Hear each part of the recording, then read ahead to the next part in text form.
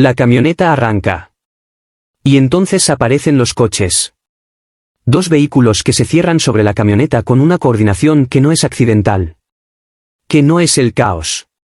Que es un plan ejecutado por personas que saben exactamente lo que están haciendo y que llevan tiempo preparándolo. Los disparos llegan antes de que alguien adentro de la camioneta pueda reaccionar. Ráfagas. Múltiples. Desde varios ángulos. El vidrio se rompe. El metal se perfora. Y en cuestión de segundos, en plena luz del día, en una de las zonas más transitadas de la Ciudad de México, Francisco Stanley Albaitero deja de existir. Pero antes de que puedas procesar eso, antes de que te acomodes con esa imagen, necesitas saber algo que cambia todo. Paco Stanley sabía que lo iban a matar. Y lo dijo. No después. Antes. Esta no es solo la historia de un asesinato. Es la historia de un hombre que vivió demasiado cerca de cosas peligrosas durante demasiado tiempo. Que en algún momento dejó de poder distinguir dónde terminaba el personaje y dónde empezaba el peligro real. Que murió en circunstancias que las autoridades cerraron de una manera y que quienes lo conocían de cerca nunca terminaron de aceptar del todo. Es la historia de Paco Stanley. Y tiene más capas de las que la mayoría de la gente conoce. Empecemos desde el principio. Francisco Stanley Albaitero nace en 1942 en la Ciudad de México. No viene de la miseria absoluta, pero tampoco viene de la comodidad. Viene de ese lugar intermedio que en México se llama clase media baja y que en la práctica significa que tienes suficiente para sobrevivir pero no suficiente para no preocuparte. Desde joven hay algo en el que la gente nota. No es guapo en el sentido convencional. No tiene la cara del galán de telenovela. Tiene otra cosa. Tiene una energía. Una presencia. Una capacidad para... Hay presentadores que cuando la luz roja se enciende se convierten en otra versión de sí mismos. Más formal. Más cuidada. Más construida. Paco Stanley hacía exactamente lo contrario. Cuando la cámara encendía, él se relajaba. Como si el estudio fuera la sala de su casa y los millones de personas que lo veían fueran amigos que llegaron sin avisar y a los que hay que atender sin protocolo. Esa naturalidad no era accidente, era el resultado de años de trabajo en espacios pequeños donde aprendió que la televisión no es un escenario. Es una conversación. Y Paco Stanley era el mejor conversador que la televisión mexicana había producido. Para los años 90, su programa una tras otra domina las mañanas de Televisa con una consistencia que sus productores describen como casi inexplicable en términos técnicos. El formato no era revolucionario. Los sketches no eran los más elaborados. Las entrevistas no eran las más profundas. Pero el rating no mentía. La gente no lo veía por el programa. Lo veía por él. Y él lo sabía. No con arrogancia. Con algo más complicado que la arrogancia. Con la conciencia tranquila de alguien que entiende cuál es su valor real y que no necesita demostrarlo porque lo demuestra solo cada vez que abre la boca frente a una cámara. Era el compadre de México. El cuate de todos. El que hacía chistes que tu papá repetiría en la cena. El que te hacía sentir, mientras lo veías en la pantalla con el café de la mañana, que todo estaba bien. Que el día podía empezar. Que había algo que valía la pena. Ese tipo de conexión no se compra. No se fabrica, y ese tipo de conexión es exactamente lo que hace que lo que viene después sea tan difícil de entender. Porque Paco Stanley no vivía solo en el mundo luminoso de los estudios de televisión. Vivía también en otro lugar. Y ese otro lugar es donde la historia empieza a ponerse oscura. Para entender lo que viene hay que entender el México de los años 90 con una honestidad que el folclore nacional no siempre permite. Es un México en transición. En crisis permanente. El año de 1994 había sido devastador. El Fobaproa. El Tratado de Libre Comercio.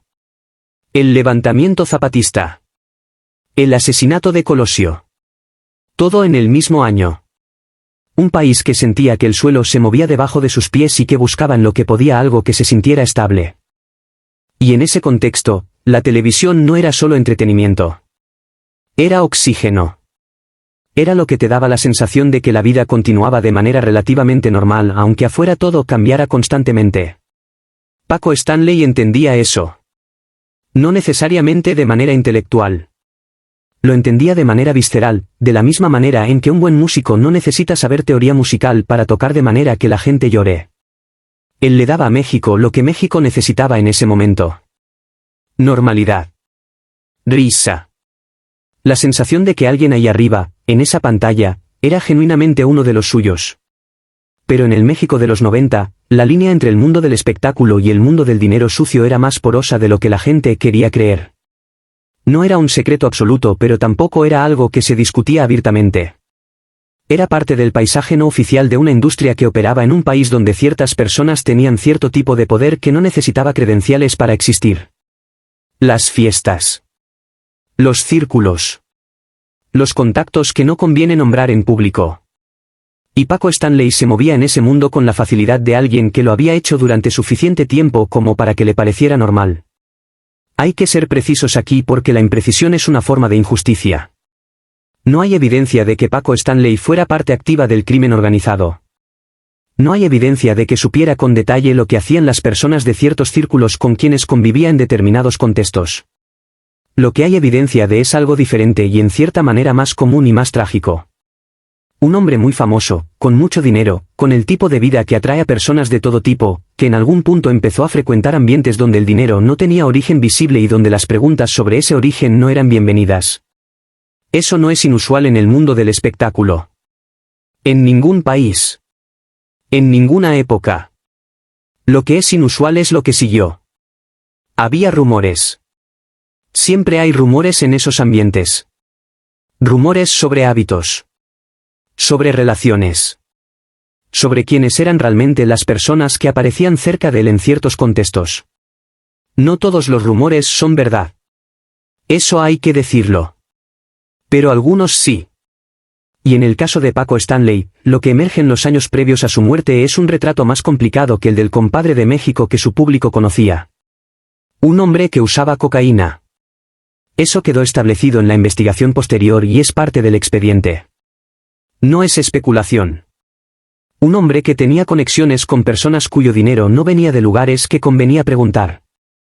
Un hombre que en algún punto de su vida había cruzado líneas que en su momento probablemente no parecían tan definitivas como después resultaron ser. Pero hay algo que los perfiles periodísticos de esa época no capturaron del todo porque estaban demasiado cerca del escándalo para ver la dimensión humana. Paco Stanley no era un hombre que ignoraba lo que estaba haciendo. Era un hombre que lo sabía y que no podía parar. Esa distinción importa. Porque hay una diferencia enorme entre alguien que cruza líneas por ingenuidad y alguien que las cruza con los ojos abiertos y que en algún punto se da cuenta de que ya no puede cruzar de regreso. Los que lo conocían en esos años describen a alguien que a veces en medio de una conversación se quedaba callado de una manera que no era su estilo. Que miraba hacia algún punto que no estaba en el cuarto. Que tenía momentos de una seriedad que contrastaba tan violentamente con su imagen pública que quienes los presenciaban no sabían bien qué hacer con ellos. Y luego la carcajada volvía. El chiste. La energía. El Paco de siempre, como si pudiera prender y apagar algo adentro según lo que la situación requiriera.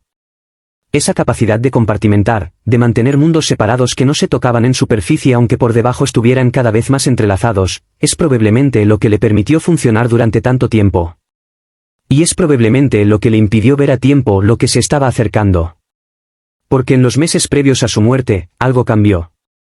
No en la pantalla. En la pantalla todo seguía igual. El rating. La risa. El compadre.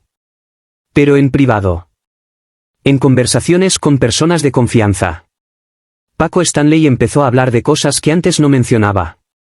Hablaba de amenazas. No de manera alarmista. No llorando ni pidiendo ayuda de manera explícita. Lo decía con esa misma calma que tenía para todo, que era en sí misma más inquietante que si lo hubiera dicho con desesperación. Hablaba de personas que querían hacerle daño. De situaciones que se habían complicado de maneras que no podía resolver simplemente con su carisma o con su fama o con su dinero. Una persona cercana a él relató después que en una conversación de esas semanas, Paco había dicho algo que en el momento sonó extraño y que después sonó a profecía. Que él sabía cómo terminaban estas historias. Que había visto cómo terminaban. Que la diferencia entre él y los que habían terminado mal era que él todavía estaba a tiempo de que terminara diferente. Eso lo dijo semanas antes del 7 de junio. Y la pregunta que eso genera es una que no tiene respuesta fácil. Si lo sabía, ¿por qué no actuó de manera diferente? ¿Por qué siguió la misma rutina? ¿Por qué siguió frecuentando los mismos lugares? Porque el 7 de junio fue a comer al mismo restaurante de siempre con las mismas personas de siempre. Hay varias maneras de interpretar eso. Una es que no creía realmente que el peligro fuera tan inmediato. Que pensaba que tenía más tiempo. Que creía que la situación se podía resolver todavía. Otra es que no podía cambiar su rutina sin levantar sospechas de las mismas personas que lo amenazaban. Que cualquier cambio abrupto en su comportamiento podía acelerar exactamente lo que intentaba evitar. Y hay una tercera interpretación que es la más incómoda de todas. Que en algún nivel de su conciencia había llegado a una especie de resignación. Que después de tantos años moviéndose en esos mundos y de tantas líneas cruzadas, había una parte de él que ya no creía que el final podía ser diferente. No lo sabemos. Nunca vamos a saberlo. Lo que sí sabemos es lo que dijo en las semanas previas a su muerte a más de una persona. Que si le pasaba algo, que no buscaran lejos. Que los que lo iban a matar estaban cerca. Eso no es una teoría. Eso está en los testimonios. Eso lo dijeron personas que lo escucharon con sus propios oídos. Y esa frase, esa sola frase, es la que convierte todo lo que pasó después en algo más oscuro que un asesinato del crimen organizado. Porque si los que lo iban a matar estaban cerca, la pregunta es quién exactamente estaba cerca de Paco Stanley en sus últimas semanas. Esa es la pregunta que la investigación abrió y que nunca cerró del todo. Pero antes de llegar ahí hay que regresar al 7 de junio. Al mediodía. Al restaurante. A la camioneta. Paco Stanley y su equipo van a comer al Charco de las Ranas en Pedregal de San Ángel. Un lugar que frecuentaban. No una decisión espontánea de ese día. Un lugar conocido, una rutina, exactamente el tipo de patrón predecible que las personas que planifican este tipo de operaciones buscan. Con él están su compañero de programa Mario Bezares y su productor Pacho Tepato. Hay algo en la descripción de esa comida que las personas que la investigan después encuentran significativo. Fue una comida normal. Sin tensión visible. Sin conversaciones fuera de lo ordinario. El tipo de almuerzo que ese grupo habría tenido 100 veces antes en ese mismo lugar. O al menos eso es lo que los testimonios de los sobrevivientes describen. La comida termina. Salen. La camioneta está afuera esperando. Y afuera también están esperando otras personas. Lo que ocurre en los siguientes segundos ha sido reconstruido múltiples veces por investigadores, periodistas y testigos, y hay partes en que las versiones coinciden y partes en que no. Lo que coincide es esto. 2 vehículos interceptan la camioneta en el momento en que intenta incorporarse al tráfico. No es una intercepción torpe. Es precisa. Es coordinada. Los vehículos se posicionan de manera que la camioneta no tiene espacio para maniobrar en ninguna dirección. Los disparos vienen desde adentro de esos vehículos, desde personas que llevan armas automáticas y que tienen instrucciones claras. No es un robo. No es un crimen de oportunidad. Es una ejecución planificada con el nivel de detalle que solo tiene una ejecución cuando detrás hay una estructura. Cuando hay personas que observaron la rutina. Que eligieron el momento. Que coordinaron los movimientos. Paco Stanley recibe múltiples impactos de bala. Es trasladado al hospital en estado crítico, pero la realidad es que en el momento del impacto, el resultado ya estaba decidido. Muere antes de que el día acabe. Mario Bezares, sentado junto a él en esa camioneta, no resulta herido. Ese detalle. Esa sola cosa. Va a convertirse en el centro de todo lo que viene después. En una ejecución con armas automáticas desde múltiples ángulos, en un espacio cerrado como el interior de una camioneta, la persona sentada junto al objetivo principal sale sin un rasguño. ¿Cómo? La explicación técnica existe. La balística no es simple. Los ángulos de entrada de los disparos, la posición exacta de los ocupantes en el momento del impacto, el tipo de armas utilizadas, todo eso determina quién resulta herido y quién no de maneras que no siempre son intuitivas. Eso es verdad. Pero también es verdad que cuando la investigación empieza a buscar respuestas, ese detalle no se puede ignorar. Y la investigación que sigue al asesinato de Paco Stanley es una de las más caóticas, más mediáticas y más cuestionadas de la historia judicial reciente de México. Desde el primer día hay una presión enorme. El caso más visible del año. Probablemente del sexenio. La Procuraduría del Distrito Federal, encabezada en ese momento por Samuel del Villar, entiende que el país entero está mirando y que el país entero quiere respuestas rápidas. Las respuestas rápidas y las respuestas correctas no siempre son lo mismo. A los pocos días del asesinato, la Procuraduría empieza a construir una narrativa pública. El narcotráfico. Específicamente el Cártel de Juárez. Específicamente la figura de Amado Carrillo Fuentes, el Señor de los Cielos, que había muerto 2 años antes en circunstancias igualmente misteriosas, y su organización que seguía operando.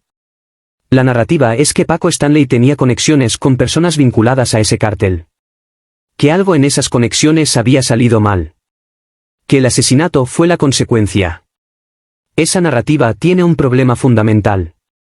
No explica el porqué de ese momento específico. Si las conexiones existían desde hacía años, si el consumo de drogas era un elemento conocido en esos círculos, si los movimientos financieros cuestionables venían de tiempo atrás, ¿por qué el 7 de junio de 1999? ¿Qué ocurrió que precipitó esa decisión en ese momento? La Procuraduría no da una respuesta satisfactoria a esa pregunta. Y en el vacío que deja esa respuesta incompleta crece algo que las autoridades no anticipaban. La sospecha sobre Mario Bezares. 2 semanas después del asesinato, la Procuraduría detiene a Mario Bezares. El cargo es participación en el homicidio. La acusación que se construye es específica. Que Bezares conocía el plan. Que había información sobre el ataque que él tenía y que no compartió. Que su presencia en esa comida ese día no fue casual sino parte de algo que facilitó lo que ocurrió afuera. México se detiene. Bezares era parte del programa de Paco Stanley. Era su compañero de trabajo. Era alguien que el público asociaba directamente con él. Alguien que aparecía en la misma pantalla, en el mismo set, con la misma frecuencia. La idea de que esa persona podía haber tenido algo que ver con la muerte de Stanley era demasiado cercana, demasiado íntima, para procesarla de manera tranquila. Los medios explotan. Las portadas. Los noticieros de las noches. Las columnas de opinión. Todo México hablando del mismo caso al mismo tiempo. Y aquí es donde la investigación empieza a mostrar sus grietas. Porque la acusación contra Bezares descansa en elementos que los abogados de la defensa van a cuestionar uno por uno de manera sistemática durante más de 2 años. El primero es la evidencia física, lo que la Procuraduría presenta como evidencia material que vincula a Bezares con el plan del asesinato es, en términos procesales, más débil de lo que los comunicados públicos sugieren. Hay indicios. Hay circunstancias. Pero la cadena de evidencia directa que lo conecta de manera inequívoca con los autores materiales del crimen tiene huecos. El segundo es el testimonio. Los testigos que la Procuraduría presenta para sostener la acusación son cuestionados en su credibilidad y en las circunstancias en que rindieron sus declaraciones. Hay preguntas sobre si hubo presión. Sobre si los testimonios fueron obtenidos bajo condiciones que los vician. El tercero es el más incómodo de todos. Si Bezares sabía que iban a matar a Paco Stanley ese día, ¿por qué fue a comer con él? ¿Por qué se subió a la misma camioneta? ¿Por qué se expuso al mismo riesgo aunque los ejecutores supieran que él no era el objetivo? La Procuraduría tiene una respuesta para eso. Una respuesta que legalmente es posible pero que humanamente requiere un nivel de frialdad que es difícil de creer. Y el jurado, en términos procesales, termina no creyéndola. Después de más de 2 años en prisión preventiva, Mario Bezares es absuelto. El juez determina que no hay evidencia suficiente para sostener la acusación de participación en el homicidio. Sale de la cárcel. Y el caso, en términos de la narrativa oficial, queda en un lugar extraño. Hay personas condenadas. Los ejecutores materiales fueron identificados, procesados y sentenciados. Ese proceso existe y está documentado. Pero esas condenas responden a la pregunta de quién jaló el gatillo. No a la pregunta de quién dio la orden. Y no a la pregunta de por qué. La Procuraduría nunca presentó públicamente una teoría coherente y completamente sustentada sobre el móvil específico. Sobre qué fue lo que Paco Stanley hizo o dejó de hacer o sabía o vio que precipitó esa ejecución en ese momento. Esa pregunta quedó abierta. Y sigue abierta. Lo que hay en cambio son fragmentos. Piezas de un rompecabezas que no termina de armarse. Hay reportes periodísticos de la época que señalan que en los meses previos a su muerte, Paco Stanley había tenido conversaciones con personas vinculadas a ciertos círculos financieros donde los negocios y el crimen organizado se mezclaban de manera que desde afuera era difícil distinguir dónde terminaba uno y empezaba el otro. Hay testimonios de personas que trabajaron con él que dicen que en las últimas semanas de su vida había algo diferente en su actitud en el set. Momentos de distracción que no eran habituales en él. Momentos donde la máquina de hacer reír parecía funcionar en un nivel de automatismo que antes no tenía. Como si una parte de su cabeza estuviera permanentemente en otro lugar. Hay una persona, cuyo nombre no es relevante citar aquí porque nunca fue procesada ni señalada formalmente, que múltiples fuentes periodísticas mencionan como alguien que habría tenido razones para querer que cierta información que Paco Stanley poseía no llegara a ningún lado. ¿Qué información? ¿Sobre qué? ¿Con qué alcance? No lo sabemos. Esa persona nunca fue llamada formalmente a ningún proceso. Esa línea de investigación, si es que existió de manera formal, no produjo resultados públicos. Y eso es exactamente el tipo de hilo que queda colgando en los casos donde el poder de ciertas personas hace que ciertas investigaciones lleguen hasta cierto punto y no más. No estoy afirmando que eso fue lo que ocurrió. Estoy diciendo que la opacidad del proceso hace que esa posibilidad no pueda descartarse. Y esa opacidad es parte de la historia. Parte del legado incómodo de un caso que el sistema judicial mexicano procesó de una manera que dejó al país más con preguntas que con respuestas. Hay algo más que vale la pena decir sobre lo que ocurrió después del asesinato y que dice algo sobre el México de ese momento. La manera en que los medios cubrieron el caso estuvo marcada por una mezcla de genuino interés periodístico y de algo más turbio. El morbo. La espectacularización. La conversión de una tragedia humana en contenido. Los programas de revista se peleaban por tener las últimas revelaciones. Los conductores especulaban en pantalla con la misma facilidad con que antes habían celebrado a Stanley.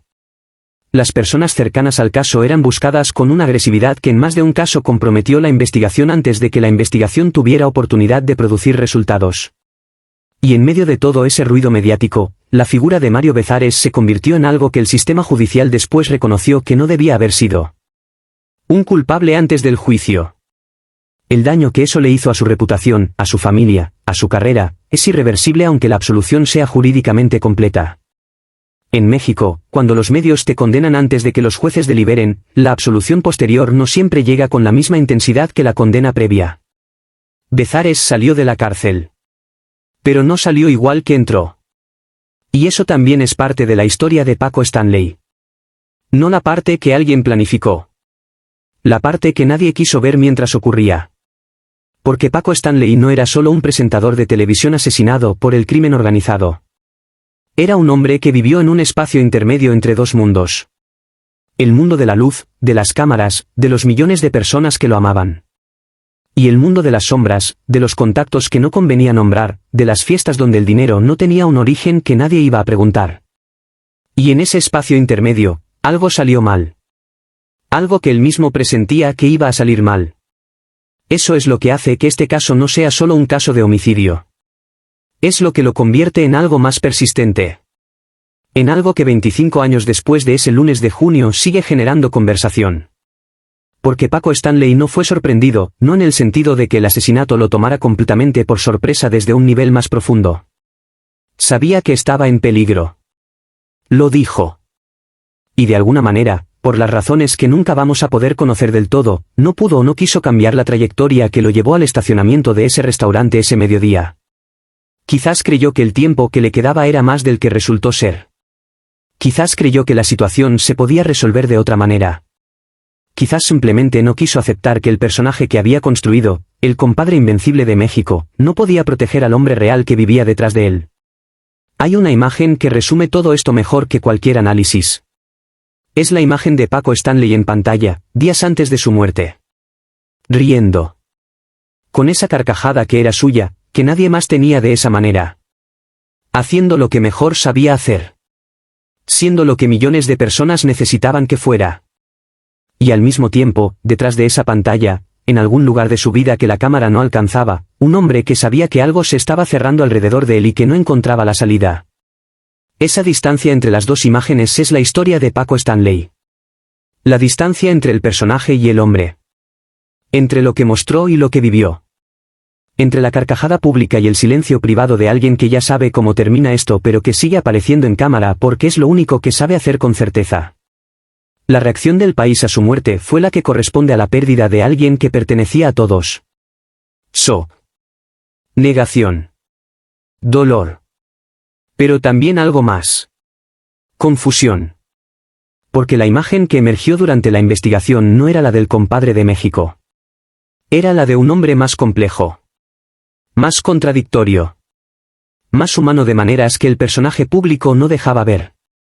Y esa contradicción, esa distancia entre quien parecía ser y quien resultó ser, es parte de lo que hace que su historia no se cierre. Que siga abierta. Como él mismo parecía saber que iba a quedar. Paco Stanley fue enterrado con el tipo de funeral que corresponde a alguien de su nivel de fama. Miles de personas en las calles. Medios de comunicación cubriendo cada momento. El país detenido durante unas horas para procesar algo que no terminaba de procesar. Y después la vida siguió. Como siempre sigue. Pero hay algo que quedó suspendido en esa calle de Pedregal de San Ángel. Una pregunta que las investigaciones no respondieron del todo. Que los juicios no cerraron del todo. Que el tiempo no ha borrado del todo. ¿Qué sabía Paco Stanley que lo hizo peligroso para alguien? ¿Qué vio, qué escuchó, en qué quedó involucrado de manera que lo convirtió en un problema que alguien decidió que había que eliminar a plena luz del día en una ciudad de 20 millones de personas? ¿Y quién exactamente era el alguien que tomó esa decisión? Esas preguntas están en los expedientes. Parcialmente. En los testimonios que se recogieron. Parcialmente. En las investigaciones periodísticas que se hicieron en los años posteriores. Parcialmente. Pero nunca del todo. Porque los casos como el de Paco Stanley no se resuelven del todo en el México que él vivió. Los hilos se cortan antes de llegar a ciertos lugares. Las preguntas más incómodas encuentran respuestas que cierran el expediente legal pero no cierran la historia real. Y la historia real de Francisco Stanley Albaitero es la de un hombre extraordinario que construyó algo extraordinario, que lo amaron millones de personas de manera genuina y masiva, y que lo perdió todo en segundos. En un mediodía de lunes. En una ciudad que lo amaba. Rodeado de un misterio que él mismo anticipó y que otros se encargaron de que nunca se resolviera del todo. Había algo que Paco Stanley sabía. Algo específico. Algo concreto. Algo que tenía un nombre o varios nombres o implicaba a personas que seguían vivas y que tenían razones muy poderosas para que ese algo nunca se supiera. Eso es lo que su propia advertencia sugiere. No buscaran lejos. Los que lo iban a matar estaban cerca. Esa frase no es la de alguien que tiene un miedo vago e indefinido al crimen organizado abstracto. Es la frase de alguien que sabe de quién tiene miedo. Que tiene un rostro en mente cuando lo dice. Que sabe un nombre. Y ese nombre, si es que alguien más lo supo alguna vez, nunca llegó a ningún expediente que el público haya podido leer. El compadre de México. Que sabía lo que iba a pasar. Y que no pudo impedirlo. O no supo. O ya era demasiado tarde. O el nombre que sabía era demasiado poderoso para que alguien se atreviera a pronunciarlo en voz alta. Eso es lo que queda cuando apagas todo lo demás. No la carcajada. No el rating. No el personaje. Un hombre que vio venir su final. Y una pregunta que nadie, en 25 años, ha tenido el valor o la capacidad de responder del todo.